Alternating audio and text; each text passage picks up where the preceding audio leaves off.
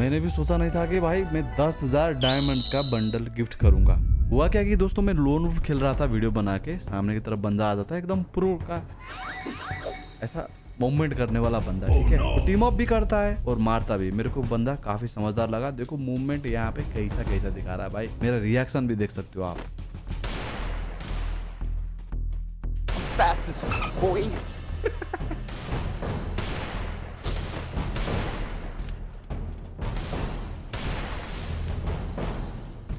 कलाकारी दिखा रहा है बंदा भाई। पीरो आदमी निकला दोस्तों बंदा पीरो आदमी है।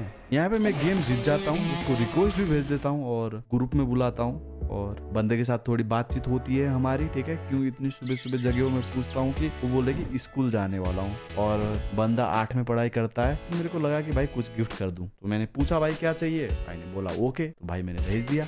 हाँ भाई आ गया भाई। Thank you.